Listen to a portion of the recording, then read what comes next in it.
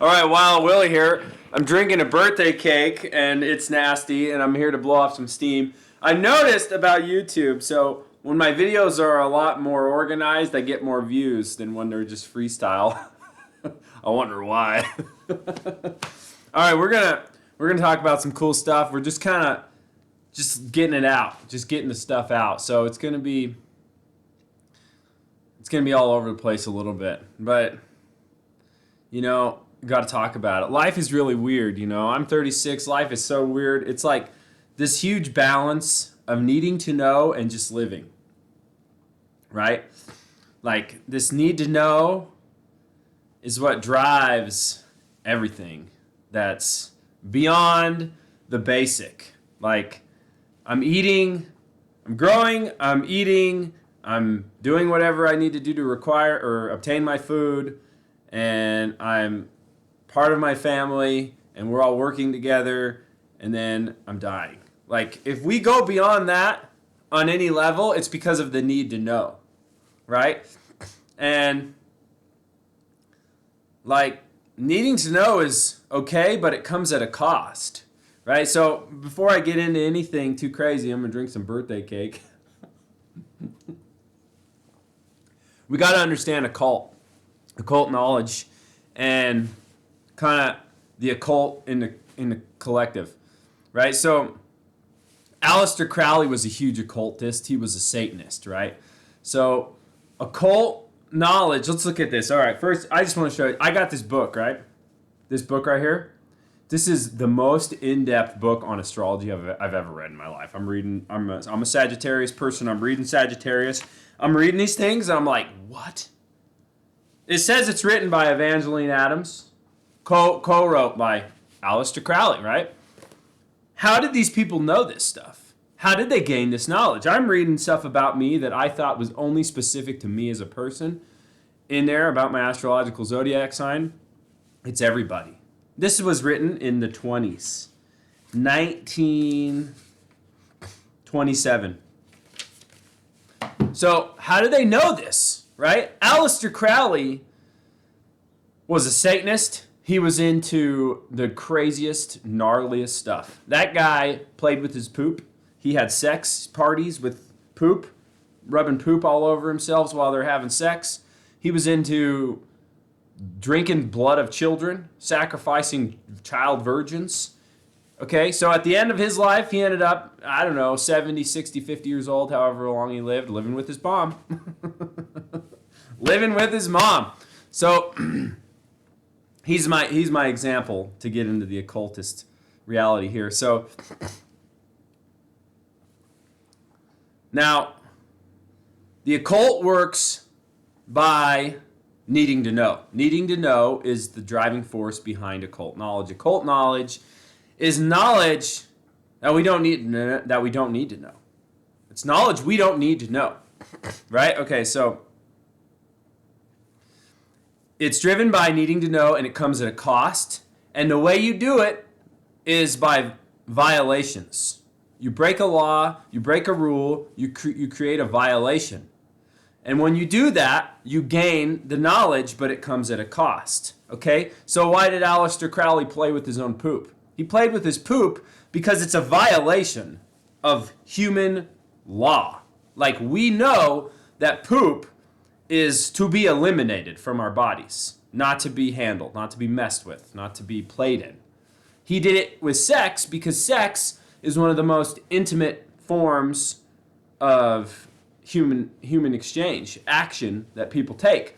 To bring in the grossest probably physical violation, which is poop, into the most intimate act, that's the big violation. I'm sure he gained some type of information, knowledge from that event, Now, children, they're the most vulnerable. In terms of my own body, playing in my poop, that's maybe the biggest. In terms of another body, murder, but then abuse, and then of a child.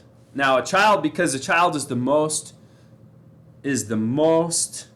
vulnerable. When you sexually abuse or murder a child, that is the greatest violation, the greatest interpersonal violation a person can engage in. And a lot of people say that spawns or invites demons in.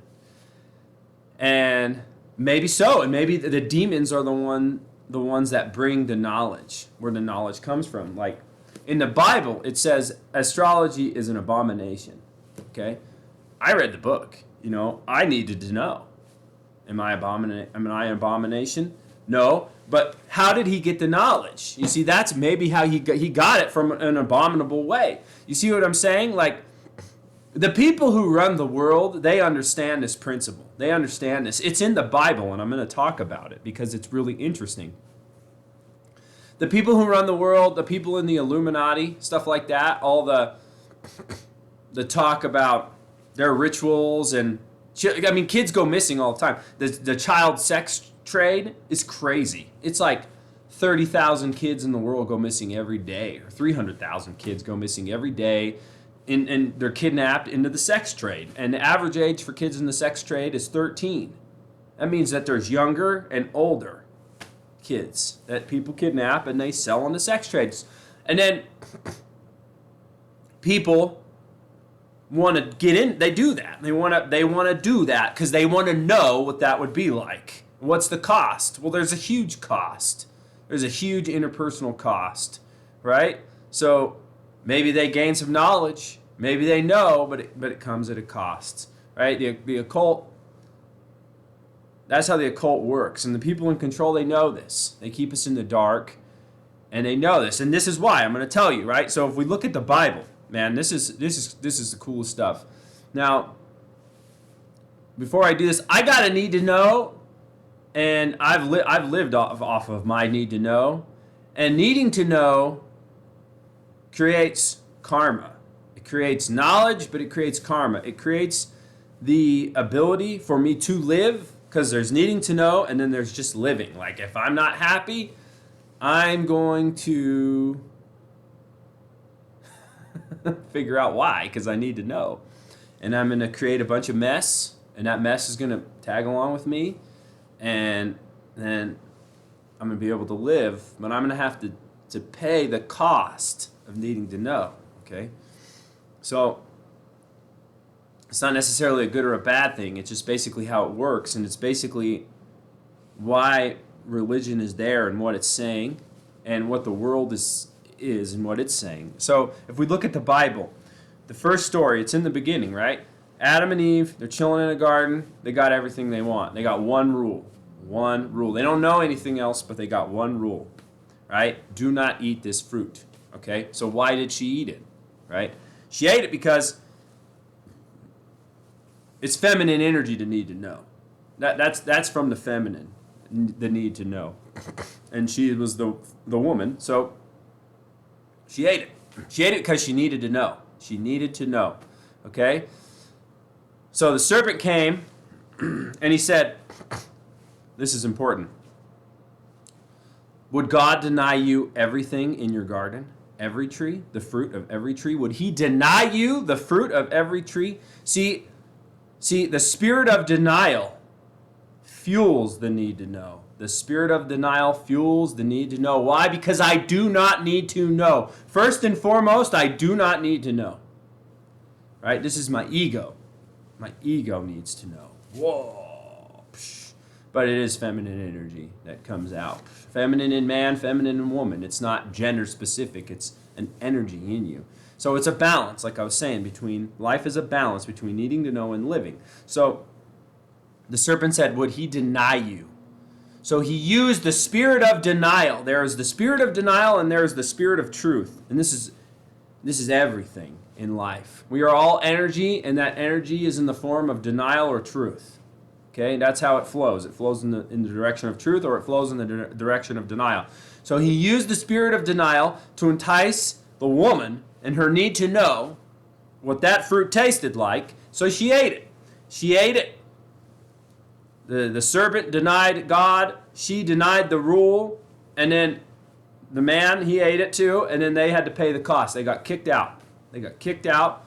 And because she ate it, because they denied the rule, the cost for a woman was pains in childbirth, and the cost of the man was dealing with the woman.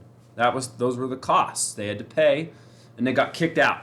They got kicked the F out, GTFO. And so they got to know what being the father and mother of all humanity was like. They got to know what that was like. They got to know, but it came at a cost. They were removed from the garden. So you got to look at the spirit of truth, and you got to look at the spirit of denial, right? I'm not saying she had a choice, right? I'm not going to say that. I'm just talking about the need to know and what it does, okay? So if there was no consequences, they would have ate the fruit, right? Say God shamed them, but they didn't get kicked out. He just shamed them. He said, shame on you. You ate the fruit I told you not to. Shame on you. No consequences, okay? So what's going to happen, right? They're not just going to eat one fruit. They're going to eat 2 fruits. They're going to eat 3 fruits. Eventually, they're going to take the seeds out of that fruit, and they're going to plant a whole orchard of those trees on that fruit. And eventually what they're going to do is they're going to take a bunch of those fruits, and they're going to go to their neighbors, and they're going to say, hey, look, I got all these fruits. You should eat one. And the neighbors are going to say, assuming, there's just people in the garden, okay, whatever. So the neighbors are going to say, well, didn't God tell us all not to eat the fruit from that tree in the garden? And then they're going to say, would God deny you the fruit from every tree in the garden? And then they're going to eat it. And they're going to eat it again and again and again. And they're going to eat it till they're sick. They're going to eat it till they're sick, because the fruit will make you sick. Needing to know will make you sick at a certain point. Rubbing poop on yourself while you're having sex with somebody else, that's sick. That's sick, dude. That guy grew up, he died with his mom, okay? That's sick. Anyways, that was the cost for him. But anyways, so eventually, the neighbors are going to stop buying that fruit. This is the life, guys. This is real life, okay? So what they're going to do is they're going to take the fruit and they're going to disguise it up as something else. And they're going to tell you need it. And they're going to tell you it's different. And they're going to tell you it's something greater. It's something else. And they're going to do that until the neighbors buy it again. And they buy it all up and they eat it until they're sick. And meanwhile, the people who are peddling this fruit, they're getting rich off it. They're getting rich off you, man. They're getting rich off you. And that's how it works, man. That's how the world works. Look at Tesla. What's the cost of the Tesla? Why do we need a Tesla? Well, because of global warming. Well, what's the cost of a Tesla? Put a bunch of Congolese people in a pit, digging for cobalt, working for $2, $3 a day, so we can drive an electric vehicle. Why do we need one again? Because of global warming. Well, what's global warming from? Well, fossil fuels. Well, why did we create fossil fuels? Because the horse wasn't good enough. I needed to know what 200 miles was over there, 200 miles away. I needed to know what 300 miles away was. I needed to know what was across this continent, what was across this ship. I needed to know. It's a cancer. It just expands, and it expands, and it expands, and it devours, and it consumes everything within its path. Right? If your need to know isn't taking you to a place of humility where it's, okay, I just need to live. I just need to eat food, acquire the means to obtain food and whatever else I need for myself and my family. Beyond that, I don't need to know. I don't need to know what the new iPhone looks like. I don't need to know what Instagram looks like, or Twitter, or Metaverse. I don't need to know. And they keep pushing it on you. And they're going to keep pushing it on you because they want you to know. They need you to know. Right? Because that's how it works. You see, guys? It's balancing that. So in the Bible, the Bible is all about not needing to know, surrendering to the will of God. I do not need to know what my will is anymore. I accept the will that God has for me in my life. See, that's the ultimate point of the Bible and the religious understanding. The religious reality is surrendering to the will of God. I don't need to know what my will says anymore. Because eventually, at your point, your need to know the need to know my will, what my will wants, will take me to misery. It takes me to misery every single time. Until I know that, I'm going to do it. I'm going to play with poop and do whatever, do all the drugs and do all the things. When it's intentionally done like that, that's the thing. See, the Satanists, occultists, the leaders, they know this, and they do it intentionally, and they do it at the most extreme levels so they can gain the occult knowledge. It's hidden knowledge. They don't need it. We don't need it, right? You know, I've acquired much occult knowledge in my life. I have a great deal of karma that I have to deal with and reconcile, right? If I wish to progress in my life. And this is just the facts. This is my cost. This is what I have to pay.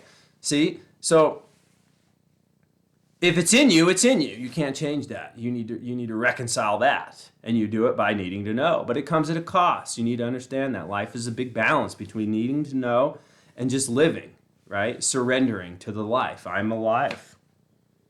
The need to know, when it's self-inquiry, it's okay. You know, you're not harming anybody. You're not harming anything when you inquire upon what you are. I need to know what this is. But a lot of times we don't know we need to know what this is. We need to know what everything else is. So we go out. And we go out until out is dissatisfactory. And then we go in. And then we go in. And that's the process. That's the path. You know, a lot of times we vilify people, or we put people in boxes. And, you know, it's all about that same thing. It's all about that same thing, reconciling the need to know, and understanding that I don't need to know. I don't need to know. All I need to do is live. All right. I hope you enjoyed. Till next time, Willie's Wild World, drinking my birthday cake. See you later.